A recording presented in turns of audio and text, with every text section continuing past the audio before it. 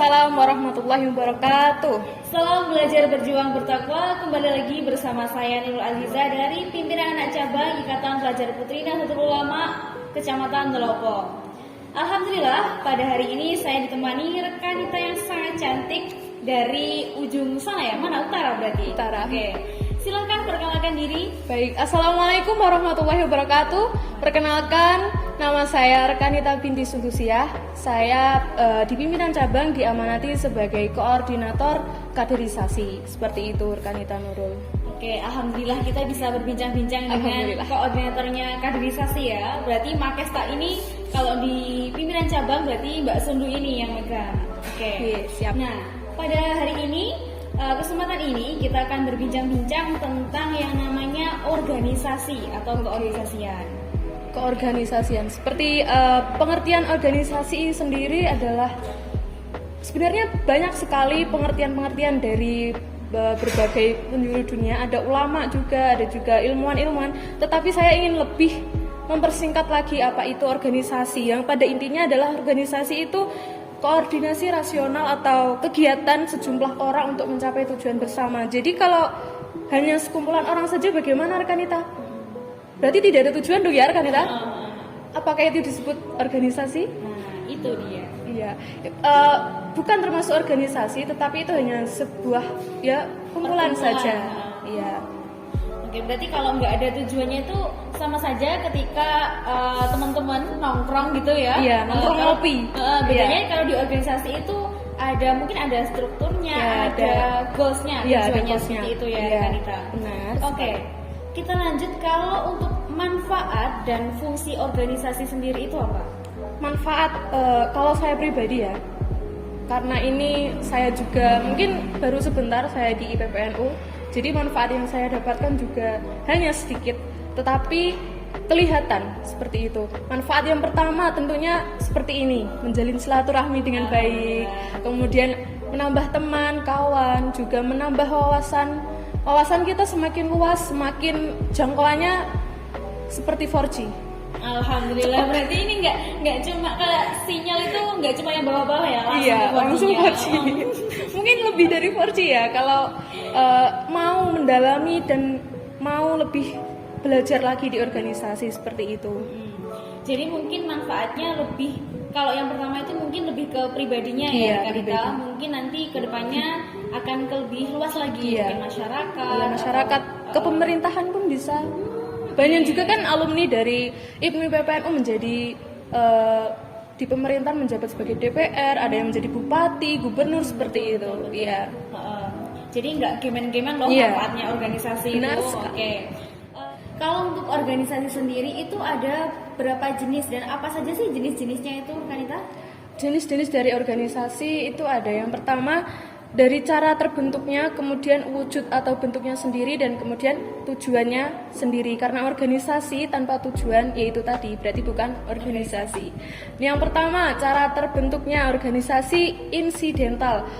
Itu tercipta karena dibentuk atau mencapai tujuan tertentu yang sifatnya sementara. Contoh seperti ini tadi pasti ada panitianya kan Makesta. Nah, itu organisasi insidental. Kemudian yang kedua ada organisasi permanen, organisasi yang dibentuk untuk mencapai tujuan tertentu, di mana tujuan tersebut selalu berkembang sesuai dengan dinamika masyarakat dan didirikan pada waktu yang panjang atau jangka waktu yang panjang. Contohnya dari kita, IPNU dan IPPNU, kemudian NU, Ansor, Muslimat, Fatayat, dan lain sebagainya. Kemudian kalau dilihat dari bentuk atau wujudnya, itu ada organisasi formal, Rekanita. Organisasi formal itu organisasi yang dibentuk secara resmi dengan memilih anggota, kemudian tujuan, aturan yang resmi, bisa contoh DPR. Nah, seperti itu. Kemudian ada organisasi informal, itu adalah organisasi yang timbul melalui saluran yang tidak resmi, disebabkan karena hubungan pribadi atau bisa juga memenuhi ambisi atau keperluannya pribadi. Kemudian yang ketiga itu ada dilihat dari tujuannya terbentuk organisasi tersebut.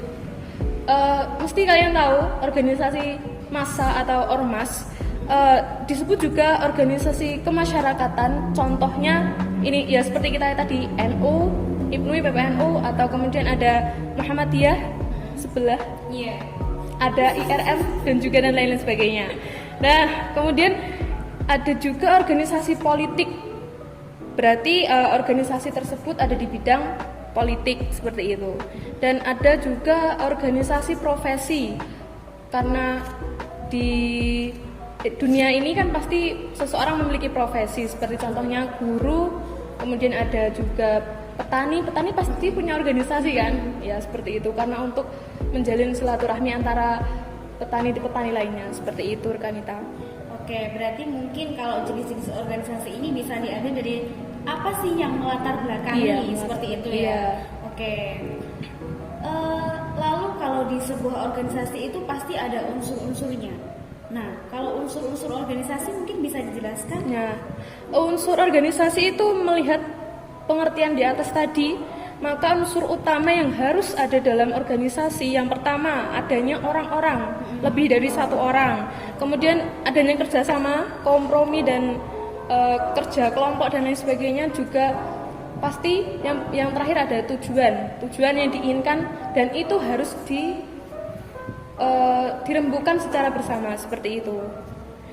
Oke, berarti nggak serta-merta geruduk-geruduk seperti itu ya rekanita.